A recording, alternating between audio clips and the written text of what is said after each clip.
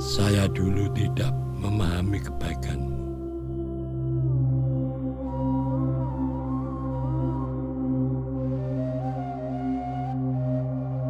Sekarang saya telah menjadi tua.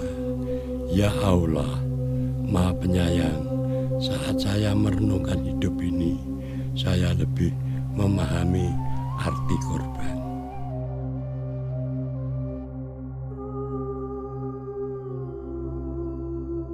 Dan saya bertanya dalam diri sendiri, apakah saya sudah siap meninggalkan dunia ini? Ya sudah. Hampir tetapi belum juga.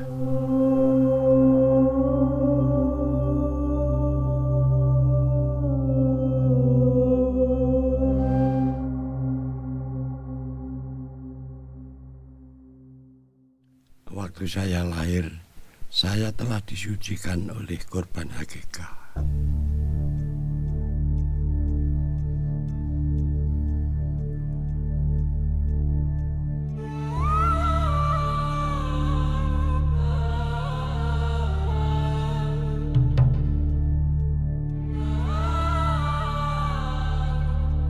Bismillahirrahmanirrahim.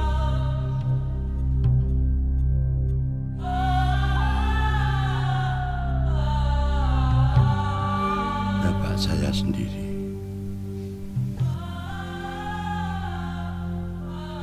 Waktu saya masih sangat kecil, dia telah memberikan hidupnya untuk berperang merebut kemerdekaan bangsa.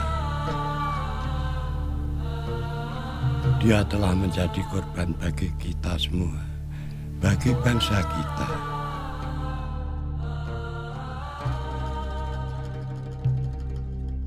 Dari awal, hidup saya menjadi berarti oleh pengorbanan darah. Peran korban selalu seperti ini sejak permulaan penciptaan manusia. Nabi Adam alaihissalam diciptakan sebagai manusia sempurna, tetapi akhirnya berbuat dosa. Satu perbuatan yang memalukan, tetapi engkau menutupi aibnya dengan pakaian yang dibuat dari kulit seekor binatang, kulit seekor korban. Korban menutupi dosa dan membawa kehidupan. Mat, Ahmad, coba dengar saya. Maaf Paman, bisa diulangi pertanyaannya? Baik, kita sedang berbicara tentang kitab-kitab suci. Bisa disebutkan? Oh, kitab suci Al-Quran. Ada yang lain?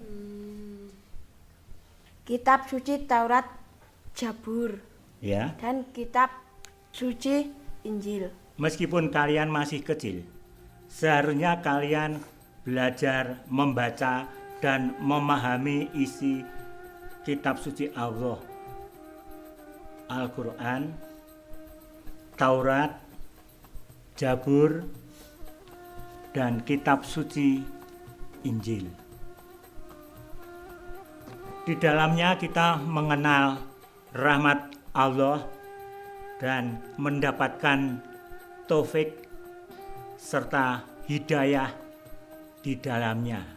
Kalian harus mencari kebenaran dengan rajin.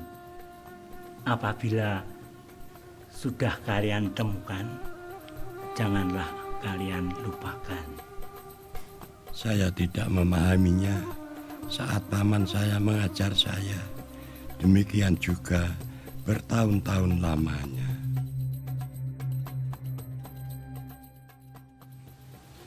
Tidurlah kek supaya cepat sembuh. Waktunya tidur, Zainal. Sejak permulaan, engkau mengajar saya makna korban.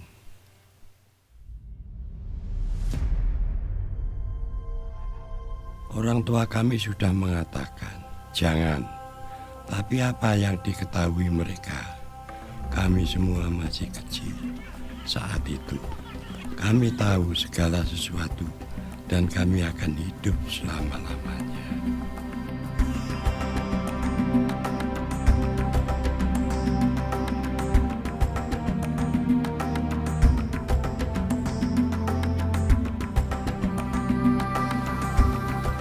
Saya tidak menyadari apa yang terjadi. Kaki saya kejepit dan saya menjadi panik. Teman saya, dia tenggelam menyelamatkan saya.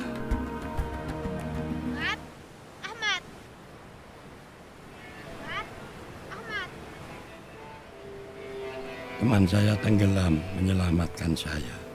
Saya hidup karena pengorbanannya dan rahmat-Mu. Keluarga saya emosinya bercampur aduk. Sangat senang saya hidup dan kami sangat berduka dengan apa yang terjadi. Hampir saja terlupakan bahwa semuanya terjadi karena kenakalan saya, karena saya ingin berenang saat itu. Hampir terlupakan.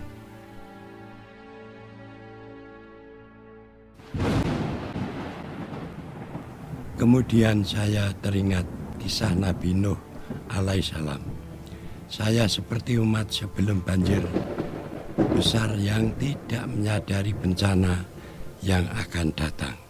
Nabi Nuh alaihissalam diselamatkan oleh Allah karena dia seorang yang saleh, oleh karena rahmat-Mu. Dia membuat korban darah dan Allah menerimanya. Teman saya mengorbankan dirinya untuk menyelamatkan saya, meskipun saya melakukan sesuatu yang bodoh. Saya diselamatkan karena rahmat-Mu, tapi saya belum dapat memahami hal itu.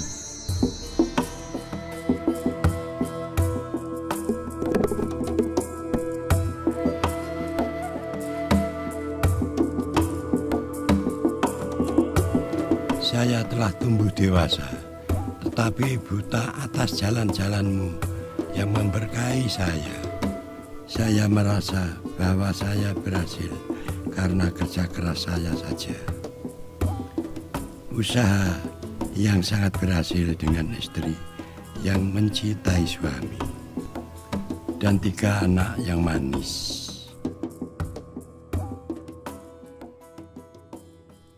Saya tidak menyadari kebaikan-Mu serta tidak memahami rahmat-Mu.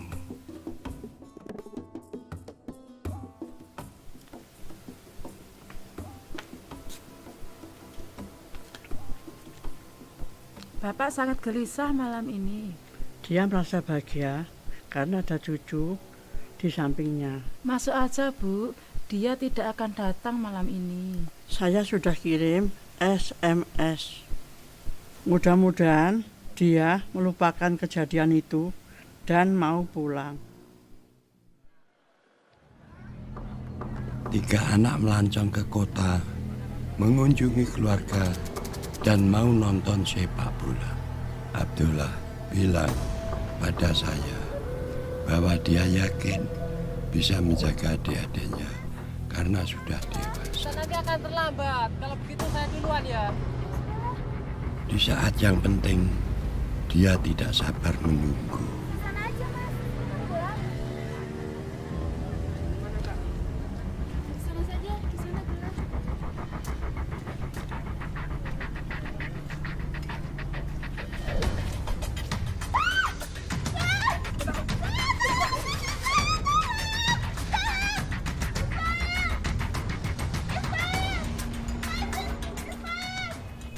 Seorang anak kecil mengorbankan hidupnya untuk menyelamatkan kakak perempuannya.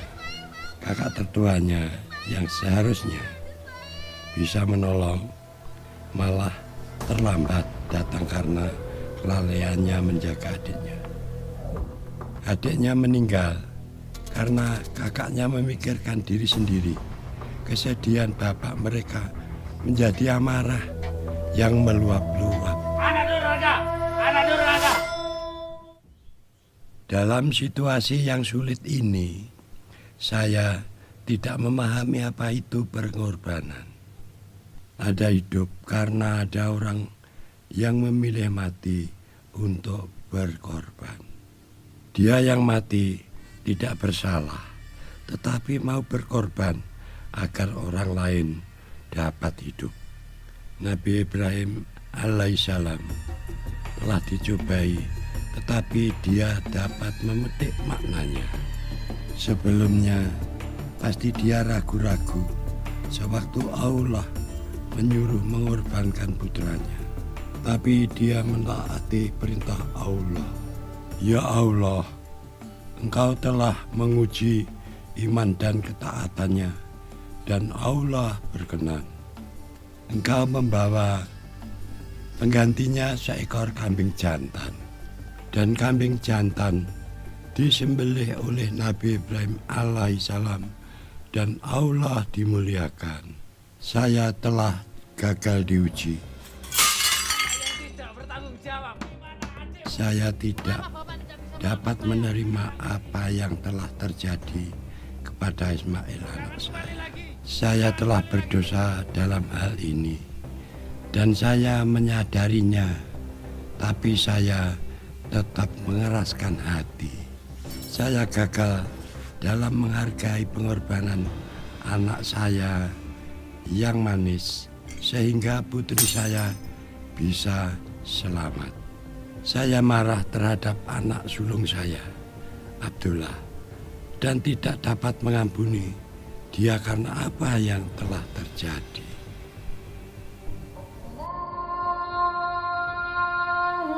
Di dalam penderitaan dan sakit hati, saya dipaksa untuk lebih memahami lebih dalam lagi.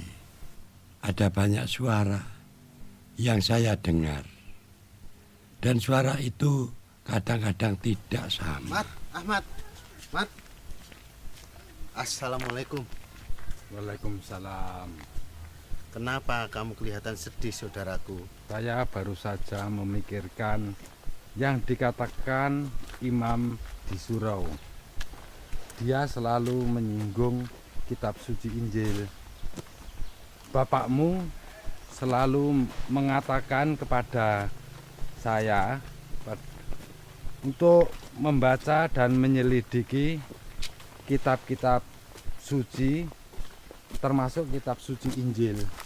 Tetapi saya selalu mendengar dari orang lain bahwa kitab suci itu katanya sudah diubah dan tidak dapat dipercaya lagi. Ahmad, hanya orang konyol yang mempercayai segala sesuatu yang dia dengar tanpa menyelidikinya terlebih dahulu. Mana yang lebih penting, apa yang kamu dengar dalam ceramah atau apa yang disabdakan Rasul Allah? Perkataan sepupu saya mengingatkan saya apa yang dikatakan paman saya dulu. Lalu saya mulai mencari kebenaran dan mendapatkannya dalam kitab-kitab suci. Apa yang disabdakan Rasul Allah di dalam kitab suci Al-Quran? Saya membaca Taurat, Zabur, dan Injil dengan ragu-ragu dalam hati saya. Saya mempelajari kitab-kitab suci tersebut dengan teliti. Saya juga baca kitab suci Al-Quran. Saya membaca di surah Al-Maidah ayat 44 bahwa barang siapa tidak memutuskan dengan apa yang diturunkan Allah, maka mereka itulah orang-orang kafir. Kalau saya tidak terima kitab suci sebelumnya, berarti saya kafir. Kafir? Dalam kitab surah Yunus ayat 64 Allah bersabda, tidak ada perubahan bagi janji-janji Allah. Demikian itulah kemenangan yang agung. Demikian juga di kitab surah Yunus ayat 94 Allah bersabda, maka jika engkau berada dalam keraguan-raguan tentang apa yang kami turunkan kepadamu, maka tanyakanlah kepada orang yang membaca kitab sebelummu. Rasulullah mempercayai kitab-kitab sebelumnya. Sabda yang datang dari Allah tidak dapat diubah. Waktu saya membaca ayat-ayat ini, hati saya sangat bersuka cita. Alhamdulillah ya Allah. Terima kasih ya Allah. Allahu Akbar. Semakin saya membaca kitab-kitab itu, semakin jelas saya memahami hidup ini. Engkau telah menunjukkan kepada saya arti sebuah kurban. Bapak saya, teman saya, anak laki-laki saya.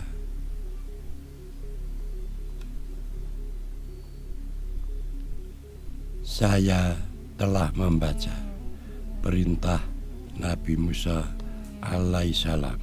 Di dalam kitab Taurat, imam besar harus mengorbankan seekor kambing yang sempurna dan tidak cacat untuk menghapuskan dosa umat saat itu. Dosa harus diganti dengan nyawa. Tetapi Allah yang Maha Kasih membuat cara agar dosa umatnya bisa diampuni. Kambing yang sempurna dan tidak cacat membawa dosa umat. Allah mengganti dosa umat Nabi Musa alaihissalam dengan darah kambing. Namun korban itu dilakukan setiap tahun agar dosa umat Nabi Musa alaihissalam diampuni. Ibu waktunya tidur. Dia tidak pulas tidurnya. Kalau dia bisa tidur, besok sembahyang lebih lama. Bapak senang mempelajari kitab suci. Ya, tapi kalau sembahyang, dia tidak memikirkan yang lain. Dengan membaca kitab suci, dia semakin tawakal. Ya Allah, Rohimi Warohmani, tunjukkanlah kami jalan yang lurus dan tunjukkanlah saya untuk menjadikan keluarga kami yang bahagia dunia akhirat. Ya Allah, Engkau telah mengabulkan doa saya. Selama ini saya hanya memikirkan kepentingan saya sendiri. Saya tidak pernah berpikir tentang kalian semua yang masih ada selama ini. Maafkan Bapak enak. Saya semakin mengerti Engkau lebih baik melewati pembacaan kitab-kitab suci. Saya mempunyai harapan di tengah-tengah kekecewaan dan belajar lagi tentang mengasihi. Bu, saya teringat saat itu sepertinya bapak saya yang baik sudah kembali. Dia berubah karena mempelajari kitab-kitab suci. Dari orang pemarah dan egois, sekarang menjadi orang baik hati. Dia sudah menemukan jalan yang lurus dan menjalaninya. Betapa baiknya jika seluruh keluargamu menerima rahmat seperti bapakmu. Di mana ada dosa, tidak akan ada pengharapan untuk pengampunan. Juga tidak ada harapan untuk bersatu kembali kecuali melalui korban. Karena untuk manusia bisa bertemu dengan Allah harus ada korban darah setiap waktu.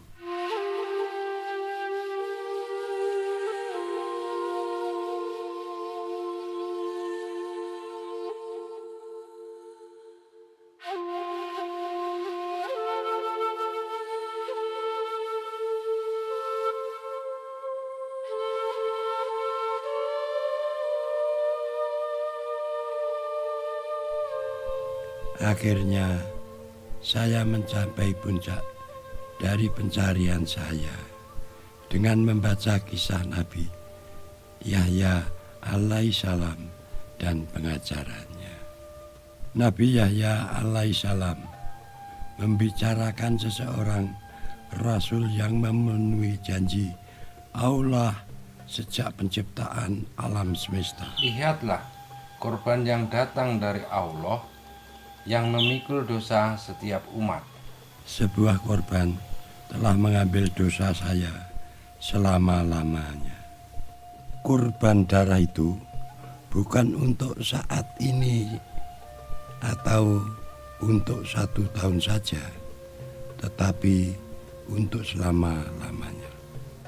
Sesungguhnya Isa Al-Masih alaihissalam adalah kurban Allah.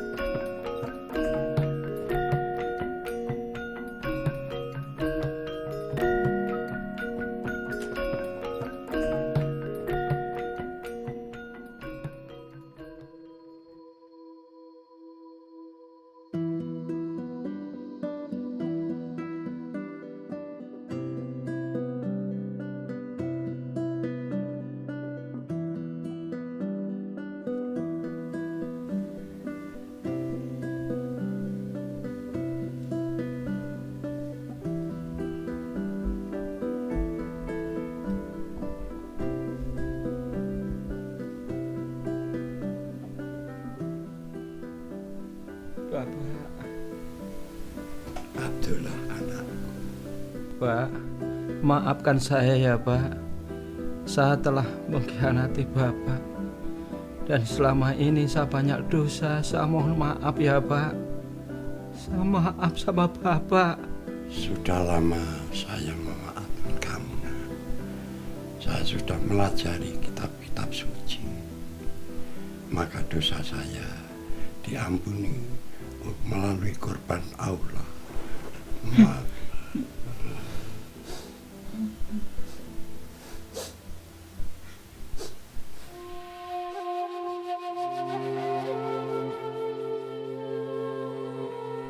Anakku yang dulu pergi, sekarang sudah kembali. Sekarang Abdullah berjanji kepada saya untuk selalu membaca kitab suci dan mentaati semua perintahnya dan menjauhi larangannya. Ya Allah, saya sudah siap. Akhirnya saya siap meninggalkan hidup yang fana. Ya Allah, Engkau telah menunjukkan rahmat-Mu di akhir hidup ini dan untuk menuju akhirat. Syukur alhamdulillah sudah membawa anak saya pulang dan sekarang saya akan kembali kepada Engkau.